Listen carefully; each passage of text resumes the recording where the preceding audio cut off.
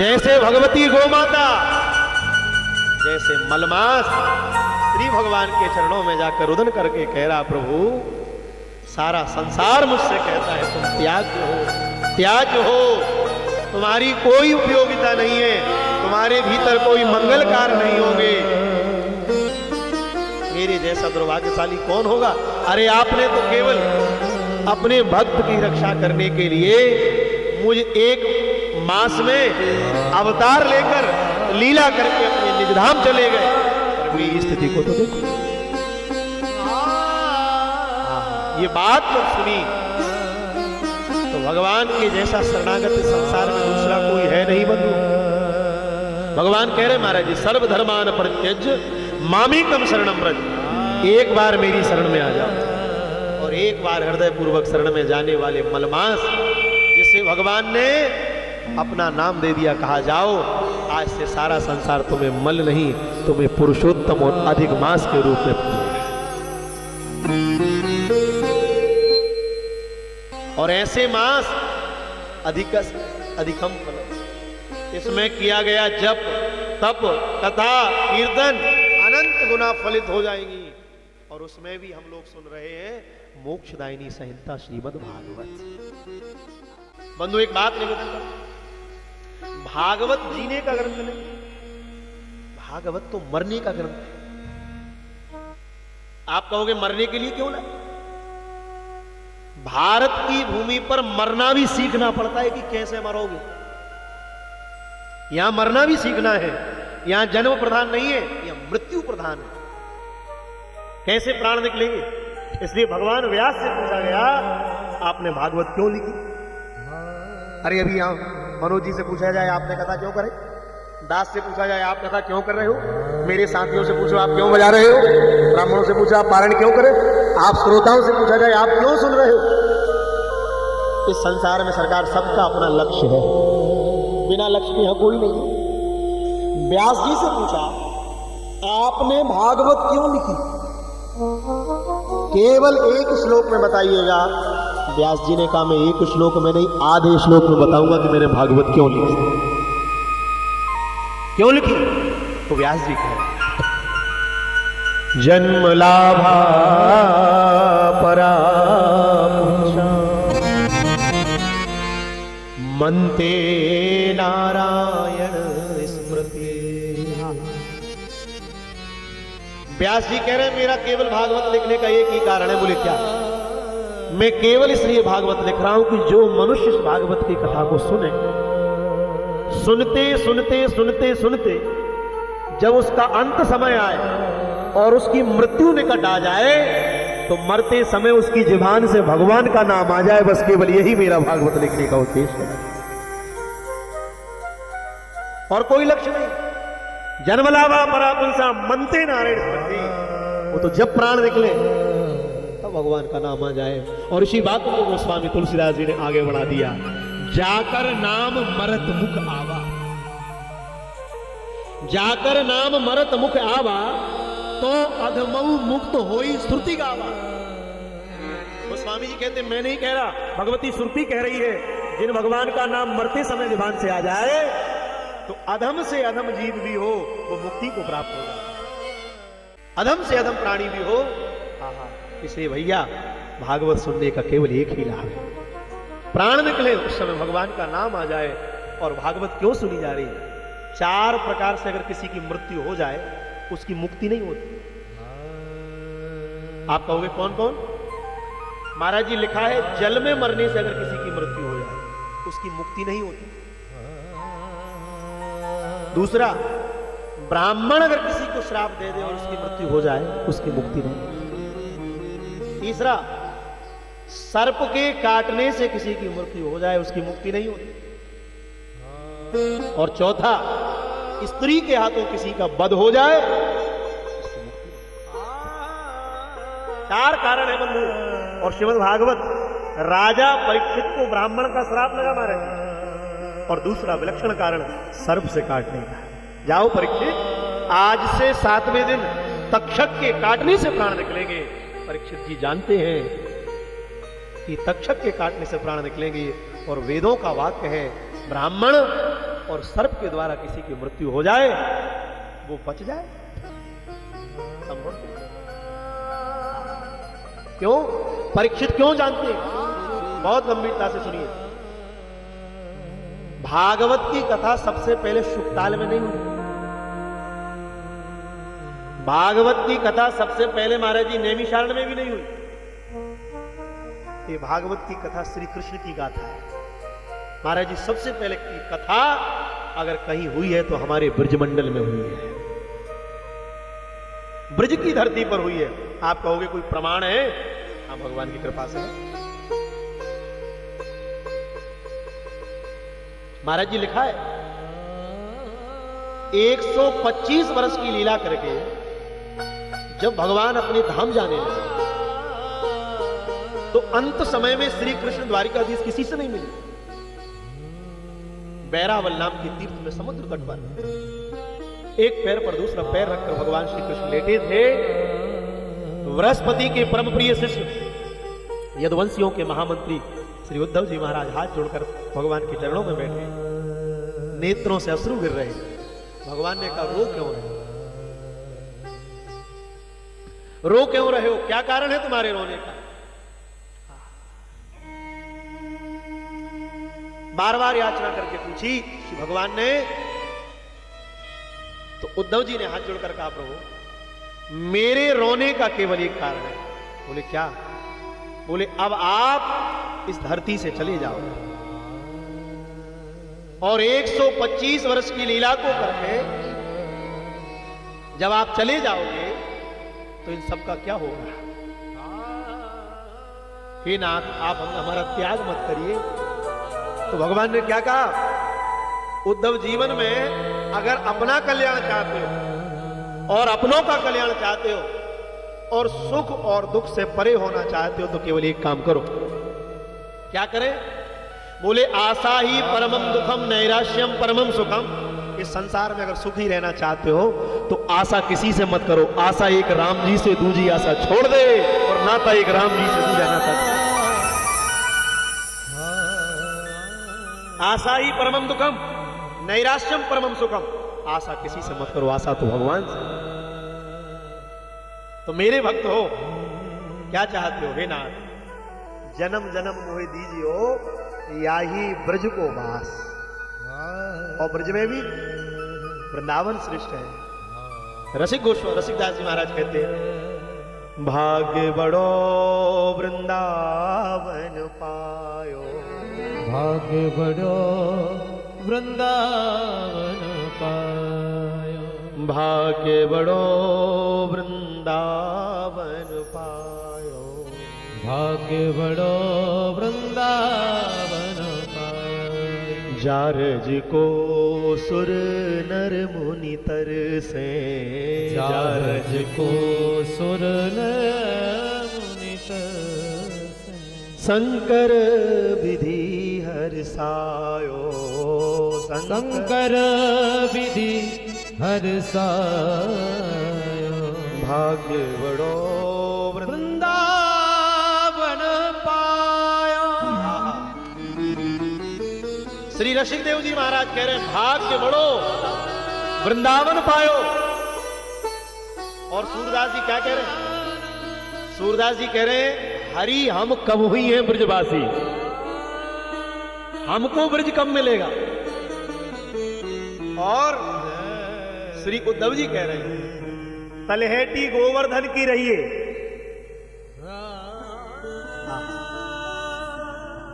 तलहेटी गोवर्धन की रहिए। तो उद्धव जी भगवान से क्या कह रहे हैं? हे प्रभु, हमारी सेवा से अगर प्रसन्न है तो एक कृपा करिए। बोले क्या? बोले हमको ब्रज का वास मिले और ब्रज में भी श्री गोवर्धन मिले। भगवान ने कहा, जाओ तुम्हारी अंतिम इच्छा मैं पूरी करूंगा। क्या? बोले गिरिराज जी के निकट में एक कुंड है, जिस कुंड का नाम है कुसुम सरोवर। आप लोग गोवर्धन गए होंगे, गोवर्धन की परिक्रमा लगाई होगी, तो वहां कुसुम सरोवर मिलता है। और कुसुम सरोवर के ठीक सामने उद्धव जी को भगवान ने निवास दिया। उस कुंड का नाम है उद्धव कुंड। और उद्धव कुंड में जितनी लता पताएं हैं वो साक्षात श्री उद्धव जी। हमारे दादा गुरुदेव श्री भक्तमाली जी महाराज कहा करते थे, अरे आज भी कोई जाए और कीर्तन करे, आज भी लताओं के मध्य से श्री उद्धव जी को उद्धव जी को बुझवा। हमारे गिरिराज जी हमारे बाबा मुंशी गया जी महाराज कहते हैं, बाबा को कई बार अपने इसी शरीर से श्री उद्धव जी को उद्धव जी महाराज ब्रज में वास करते। तो राधा रानी जब अंतिम बार भगवान से मिल रही तो श्री कृष्ण के वंश में एक उनका बालक था और उस कुल की एक नारी थी जो उस समय गर्भवती थी। तो गर्भवती नारी ने किशोरी राधा रानी के चरणों की इतनी सेवा करी, इतनी सेवा करी। राधा रानी ने कहा, तुमने बड़ी सेवा करी, हम तुम्हारी सेवा से प्रसन्न हैं, मांगो क्या मांग रहे? तो हाथ जोड़कर कहा, सेवा के बदले कुछ मांगा नहीं जाता। बोले नहीं मांगो, हम देना चाहते। बार बार याचना करी, नहीं मांगा तो राधा रानी ने वरदान दिया। बोले आपके इस देह को देखकर लग रहा है तुम्हारे गर्भ में कोई शिशु है। हाँ मां, मैं गर्भिणी हूं, मैं वरदान देती हूं, तुम्हारी सेवा से प्रसन्न हूं। मैं देख रही हूं यदुकुल का भविष्य, आगे दुर्वासा आदि महात्माओं के श्राप से सारा यदुवंश का विनाश हो जाएगा। पर मेरा वरदान है, तुमने सेवा करके मुझे जीत लिया, इसलिए तुम्हारे गर्भ से जो बालक जन्म लेगा उस बालक को वज्र से भी उसके प्राण नहीं निकल सकते। उस बालक का नाम होगा वज्रनाभ। कहा नाम होगा वज्रनाभ, भयंकर विनाश के काल में भी उसके प्राण नहीं निकलेंगे। तो भगवान व्यास कहते हैं, समस्त यदुवंशियों का भगवत धाम विराजमान हो गया, पर श्री वज्रनाभ जी महाराज नहीं। और वर्तमान में जो द्वारका है, ये द्वारका श्री द्वारकाधीश कृष्ण की नहीं, ये द्वारका तो श्री वज्रनाभ की द्वारका। पुराणों में वर्णन आया है, स्कंद महापुराण के द्वारका महात्म्य में लिखा महाराज जी, ये द्वारका किसकी है? बोले श्री वज्रनाभ जी श्री कृष्ण के प्रपौत्र हैं, कृष्ण के प्रपौत्र हैं। और उन्होंने इस द्वारिका को बसाया, और द्वारिका को बसाकर लौटकर इस ब्रजमंडल क्षेत्र में राजा परीक्षित का शासन चल रहा था। परीक्षित से कहा, परीक्षित मेरे पूर्वजों ने तुम्हारे काका बाबा को महाभारत युद्ध में विजय कराया, और तुम्हारा धर्म है जिन मेरे पूर्वजों ने तुम्हें महाभारत में विजय कराया उनकी जो लीला भूमि विश्राम ले चुकी है उनको पुनः जागृत करना है। तो कहां चले? बोले चलो चलो मन वृंदावन की ओर, ब्रज चलो। और जैसे ब्रज में गए, आचार्यों ने कहा कि राजा परीक्षित और श्री वज्रनाभ जी सबसे पहले श्री गोवर्धन आए, और गोवर्धन में आकर उद्धव कुंड पर कीर्तन करने लगे। और जैसे ही कीर्तन हुआ, हमने गुरुजनों की कृपा से पढ़ा है, उसी क्षण कीर्तन के प्रभाव से लता पताओं के बीच में से श्री उद्धव जी महाराज प्रकट हो। उद्धव जी ने दर्शन दिया, कहा कहो क्या चाहते हो? तो उद्धव जी से हाथ जोड़कर कहा, भगवान मेरे प्रभु 125 वर्ष की लीला को विश्राम करके धरा से भगवत धाम विराजे। और हमने तो सुना है भगवत धाम विराजे ही नहीं महाराज जी। विलक्षण बात सुनो। उद्धव जी ने कहा, किसने कहा नहीं विराजे? बोले हमने कहा। बोले क्यों? बोले व्यास जी कह रहे हैं, श्रीमद् भागवता कोयम प्रत्यक्षः कृष्ण भी। श्री कृष्ण द्वारकावासी गोलोक नहीं गए, कहां गए? बोले बद्रीनाथ के आगे सरस्वती नदी के तट पर एक गुफा है, जिस गुफा का नाम है सम्यक प्राग। उस गुफा में व्यास जी के द्वारा लिखा हुआ एक ग्रंथ रखा है जिसका नाम है श्रीमद् भागवत महापुराण। तो भगवान कहां गए? बोले भगवान अपने एक रूप से श्रीमद् भागवत जी के मंत्र में जाकर विराजमान है, और अंतिम उपदेश आपको करके गए, आप उस भागवत के रहस्य का प्रकाश करिए। तब सबसे पहले भागवत की कथा श्री उद्धव जी महाराज ने श्री कृष्ण के प्रपौत्र श्री वज्रनाभ जी महाराज को गिरिराज जी के निकट उद्धव कुंड में सबसे पहले कथा सुनाई। और जब सुनाने लगे तो वहीं परीक्षित जी बैठे थे। थोड़ी देर तो कथा सुना, फिर राजा थे तो प्रणाम करके जाने लगे। तो जैसे ही जाने लगे तो मानो आचार्यों ने कहा कि कथा को पीठ दिखाकर नहीं जाना चाहिए। हमारे गुरुजी महाराज तो कहते हैं कि हो सके तो प्रयास करना चाहिए कि कम से कम विश्राम तक तो बैठो। यह भी एक दोष है। भगवान के 32 प्रकार के अपराध हैं। उन 32 प्रकार के अपराधों में जिस प्रकार भगवान को पीठ दिखाना निषेध है, उस प्रकार भगवान के यश को पीठ दिखाना भी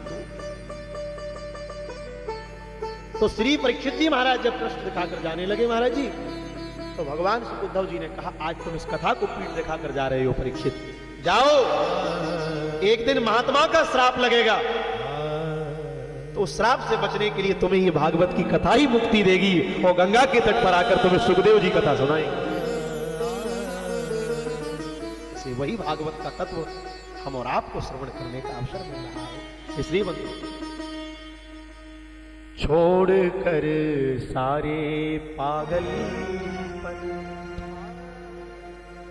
राम गुण गाले मेरे मन, छोड़ कर सारे पागल राम गुण गाले मेरे, छोड़ कर सारे पागल राम गुण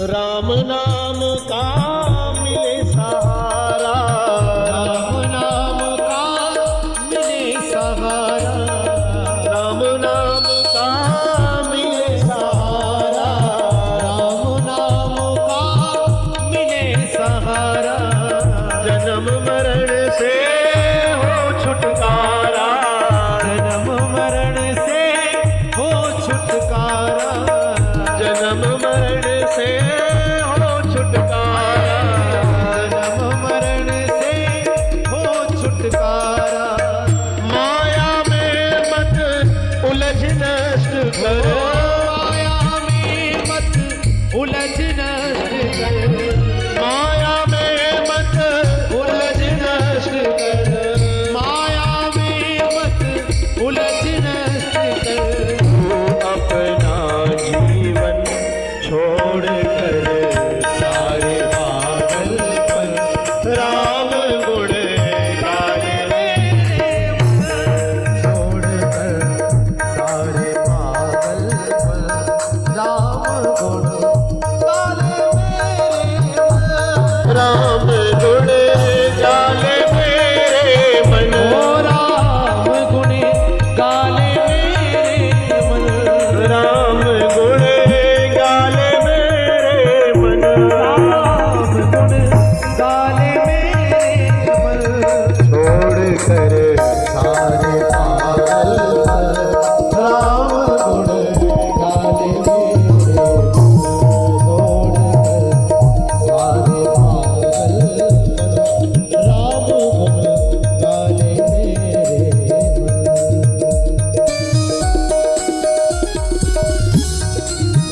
राम राजा सरकार की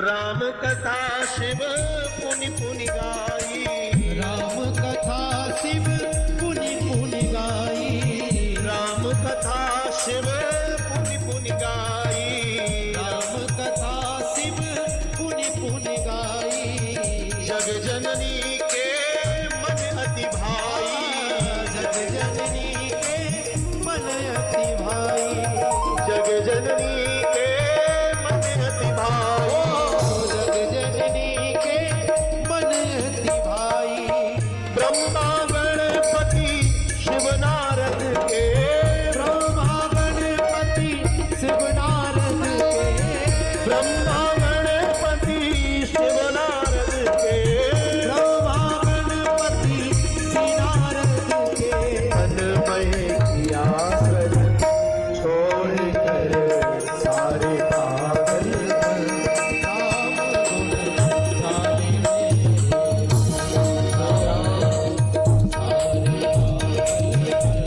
राम गुण सीता राम राम राम राजा राम राम राम, बोलिए प्राणनाथ। सीता राम राम राम राजा राम राम राम, राम राम राम राजा राम राम राम राजा राम राम राम, सीता राम राम राम, राजा राम राम राम सीता राम राम राम सीता राम राम राम राजा राम राम राम, सीता राम राम राम राजा राम राम राम सीता राम राम राम राजा राम राम राम, सीता राम राम राम राजा राम राम सीता राम राम राजा राम राम सीता राम राजा राम राम सीता राम राजा राम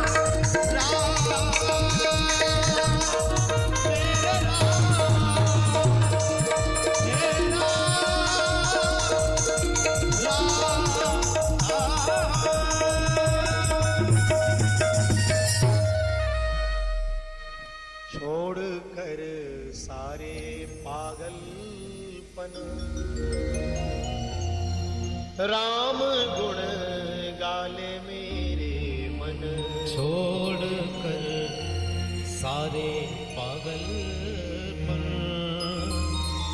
राम गुण गाले मेरे मन। जिसको सबने ठोकर मारी, वो जिसको सबने ठोकर मारी, माना सदा अमंगलकारी, माना सदा अमंगलकारी, धन्य हो गया उस तुलसी का, धन्य हो गया उस तुलसी का, धन्य हो गया उस तुलसी का, धन्य हो गया उस तुलसी का, रामचरित गायन छोड़ कर सारे पागलपन, राम गुण गाने मेरे हे मन। इसलिए बंधुओं, ये कथा तन को नहीं सुनाई जा रही, कथा मन को सुनाई जा रही। कथा का श्रोता तन नहीं, तन थोड़ी भटक रहा है। क्या भटक रहा है? मन। तन तो जहां ले जाओ वहां जाने राजी है। बंधुओं, ये मन भटक रहा है। इसलिए भगवान ने 24 अवतार लिए महाराज। कोई कला अवतार है, कोई लीला अवतार है, कोई आवेश अवतार है, कोई मर्यादा का अवतार है। और 24 अवतारों में एक अवतार लिया देवर्षि नारद जी का। नारद जी ने पूछा मैं कौन सा अवतार हूं? तो भगवान ने कहा तुम मेरे मन का अवतार हो। केवल नारद जी से जो 14 लोकों में जहां जाना चाहे वहां चले जाए। क्यों? तन नहीं जा सकता, मन जा सकता है महाराज। यह मन की, इसलिए कबीरदास जी कह रहे हैं मन की गति बड़ी अटपटी, चटपट लखे ना कोई, और जब मन की खटपट मिटे तो चटपट दर्शन हो। मंदिर भले ही 4 बजे चले जाओ, पर पुजारी जब तक पर्दा नहीं खोलेंगे तब तक दर्शन होने वाला नहीं है। ऐसे ही कितना साधन, कितना नियम कर लेना, जब तक आंखों पर जो माया का पर्दा पड़ा है, इस माया के पर्दे को जब तक कोई सदगुरु आकर ना हटाए तब तक भगवान का दर्शन होने वाला नहीं। सदगुरु आकर माया का पर्दा हटाएगा। इसलिए इस तन को कथा नहीं सुनाई जा रही, कथा तो सुनाई जा रही है मन। मन इसका श्रोता है। इसलिए नारायण भगवान व्यास का भी मन है और वो मन वाले भगवान बादरायण भी कह रहे थे ये कथा कब मिलेगी, किसे मिलेगी और कैसे मिलेगी? बोले जन्मांतर भवेत पुण्य। एक नहीं दो नहीं, पूछा व्यास जी से ये बताओ कि इतने जन्म की तपस्या करें तो भगवान की कथा मिल जाए, इतना भजन कर ले भगवान मिल जाएगी, कथा मिल जाएगी। व्यास जी ने ये नहीं लिखा कितना कथा करो, इतना जप करो, इतनी तपस्या करो तो कथा मिल जाएगी। उन्होंने क्या लिखा? बोले जन्मांतर भवेत पुण्यम तदा भागवतम लवेत। बोले भैया मेरी लेखनी में इतनी सामर्थ्य नहीं है कि मैं लिख दूं कि इतने जन्म बाद कथा मिल जाएगी। तो बोले वो तो करते जाओ करते जाओ करते जाओ, कब जाकर जन्म जन्म के पुण्योदय हो जाए और भगवान प्रसन्न हो जाए तो भगवान की कथा मिल जाए तो लोक और परलोक दोनों सुधर जाएंगे। इसलिए मनोज भैया आज पूर्वज प्रसन्न है, इसकी ये प्रामाणिकता है। कथा हमारे आप के प्रारब्ध से नहीं मिलती, शरीर ने गुरुजनों की कृपा से पड़ा है। जिस क्षण कथा का संकल्प होता है भगवान कहते हैं उसी क्षण, केवल आपने भी संकल्प किया है, आपने कथा प्रारंभ नहीं करी। पुराणों में लिखा है, श्रीमद् भागवत में लिखा है कि जिस क्षण यजमान ये संकल्प लेता है कि हमको अब भागवत की कथा करवाना, महाराज जी उसी समय लिखा है जैसे ही वो मनुष्य चलना प्रारंभ होता है तो कहते हैं मनुष्य के चलने पर उसके आगे आगे देवता चलने लगते। भागवत में लिखा जैसे ही संकल्प हुआ तो देवता आगे आगे चलने के लिए तैयार हो गए। लिखा है देवता प्रकाश सर्वे और ऋषि मुनि कहां चलते हैं? बोले पृष्ठता। महात्मा पीछे चलना प्रारंभ हो जाते हैं, देवता आगे चलना प्रारंभ हो जाते हैं और पूर्वजों को खबर लग जाती अब हमारे कुल में ऐसी संतति ने जन्म ले लिया जो भागवत की मोक्षदायिनी संहिता को पाएगी। बोले क्यों? बोले मृत्यु की भी मृत्यु का नाम है श्रीमद् भागवत। मृत्यु की भी जो मृत्यु है वो है भागवत। तो जैसे ही पितरलोक में पड़े हुए पूर्वजों को पता चलता है तो दक्षिण दिशा से पूर्वज वायु के वेग से भागने लगते हैं और शरीर की दक्षिण दिशा में होकर अपने कुल के उस बालक के साथ चलने लगते हैं जो कथा करने के लिए आगे जा रहे हैं। पितृ प्रारंभ हो जाते हैं। जो पूर्वज दुर्गति को प्राप्त हो गए, प्रेत की योनि में चले गए। भागवत जी में लिखा है ऐसे पूर्वज यजमान के बाईं तरफ चलना प्रारंभ कर दिया, वो बाईं ओर चलना चालू कर दिया। अब हमें मुक्ति मिलेगी, अब हमारा कल्याण होगा। क्यों? बोले धन्य भागवती वार्ता प्रेत पीड़ा विनाशनी। धन्य है भागवत की कथा, ये प्रेत की योनि में पड़े हुए पूर्वजों का उद्धार कर देगी। धन्य भागवती वार्ता। भैया बड़ी कृपा भगवान की। इंद्र 33 कोटि देवताओं के अधिपति, स्वर्ग के राजा भगवान देवराज इंद्र भगवान के दरबार पर जाकर याचना कर रहे हैं मुझे भगवान की कथा मिल जाए। भगवान ने मना कर दिया। महाराज जी कुबेर कह रहे हैं हमको कथा मिल जाए, वरुण कह रहे हैं, यक्ष कह रहे हैं हमको कथा मिल जाए। अरे कहां तक कहें, 100 अश्वमेध यज्ञ कराने वाले देवराज इंद्र को भगवान की कथा नहीं मिली। क्यों? ब्राह्मण देवता विद्वत मूर्तियां बैठी इनके चरणों में अपनी बात कह रहे। सुक्ताल की भूमि पर जब राजा परीक्षित को श्राप लगा था तो देवता अमृत का कलश लेकर सुखदेव जी के पास अमृत का कलश लेकर गए और कहा भगवान ये अमृत राजा परीक्षित को पिला दो और ये कथा का जो अमृत है ये कथा का अमृत हमको पिला दो, ले लो। बोले तो सुखदेव जी ने कहा बैठकर प्रेम से सुनते तो सुना देते, पर तुमने मोल कर दिया इसलिए तुम इस कथा के पात्र। वो अमृत आया था भैया जिस अमृत की 4 बूंदें भारत भूमि पर गिरी तो कुंभ लगने लगा। उस अमृत को सुखदेव जी ने स्वीकार नहीं किया, द्वार पर आए हुए अमृत को लौटा दिया। अमृत से भी श्रेष्ठ अगर कुछ है तो अमृत से भी श्रेष्ठ है भगवान की कथा। इसलिए बात आज निश्चित हो रही है। शास्त्र कहते हैं पिता के पक्ष की 7 पीढ़ियां, माता के कुल की 7 पीढ़ियां और धर्मपत्नी के कुल की 7 पीढ़ियां, 21 पीढ़ियों के पूर्वजों के जब पुण्य जागते हैं तब मनुष्य को श्रीमद् भागवत की पोथी को मस्तक पर विराजमान करके सुनने का सौभाग्य मिलता है। इसलिए आपके जीवन का मनोज जी ये परम सौभाग्य है। विवाह की 25वीं वर्षगांठ है। हमारे 16 संस्कारों में एक संस्कार है विवाह संस्कार। गृहस्थ बंधन नहीं है, गृहस्थ मुक्ति है। 4 आश्रम है और भागवत के भी 4 शब्द हैं, भा गा बा और ता। गृहस्थ में भी 4 ही शब्द हैं। 4 आश्रम हैं, चारों आश्रमों में सन्यास, ब्रह्मचर्य, वानप्रस्थ और गृहस्थ, ये चारों में सबसे श्रेष्ठ आश्रम अगर कोई है तो वो गृहस्थ है। आपके दरवाजे पर एक साधु आता है, इच्छा करता है कुछ मिलेगा, ब्रह्मचारी भी आता है, वानप्रस्थी भी आता है और एक गृहस्थी भी याचना कर रहा, भैया कुछ मिलेगा। इसलिए वेदों का वाक्य महाराज जी, धन्यो गृहस्थ आश्रम। वेद भगवान कह रहे गृहस्थ आश्रम धन्य है। और गृहस्थ आश्रम में पत्नी कौन है? पत्नी उसे कहते हैं जो अपने पति को पतन होने से बचाए, उसे कहते पत्नी। दुनिया में कहीं चले जाओ, पूछो ये तुम्हारी कौन है तो कहते वाइफ। पर धन्य है भारतीय वैदिक सनातन संस्कृति, जहां पत्नी के आगे भी कोई पूछे ये कौन है तो वो बड़ी श्रद्धापूर्वक कहता है महाराज जी ये मेरी धर्म पत्नी है। ये वो भारतीय संस्कृति है जहां पत्नी के आगे भी धर्म जुड़ा है। क्यों? जिस समय 7 फेरे लिए थे,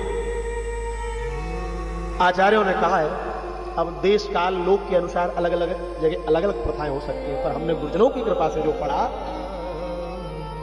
जिस समय अग्नि की साक्षी मानकर फेरे लिए जाते हैं, पहला फेरा लिया जाता है तो स्त्री आगे चलती है। पति कहता है बोले हम आगे हो जाएं, गृहिणी कहती है नहीं पहले फेरे में मैं आगे जाऊं। जैसे ही उसने पहला फेरा लिया, पति ने पूछा ये किस बात का फेरा है? तो वो हाथ जोड़कर कहती स्वामी ये धर्म का फेरा है। आज से कोई पूछे तो केवल ये ना कहिए मैं पत्नी हूं, ये कहिए ये धर्म पत्नी है। अच्छा अब हाथ जोड़कर कहते अब दूसरे फेरे में हम आगे चले? बोले नहीं अभी भी हम ही आगे जाएंगे। पति पूछता ये किस बात का फेरा? स्वामी अर्थ कमा कर तो आप ला सकते हो, पर अर्थ को अनर्थ होने से तो मैं बचाऊं। जो कमा कर लाओ उसका थोड़ा सा भाग मेरे हाथ में रख देना तो विपत्ति में काम आ जाएगा। पुरुष ने कहा तीसरा फेरा तो मैं आगे चला जाऊं। बोले नहीं अभी भी मैं ही आगे जाऊंगी। तीसरा फेरा लेती है किस बात का फेरा? स्वामी संसार का कोई काम करने जाओ तो एक बार मुझसे भी पूछ लेना, वंश को आगे बढ़ाना है तो मेरी आवश्यकता पड़ेगी। ये तीसरा फेरा है काम का।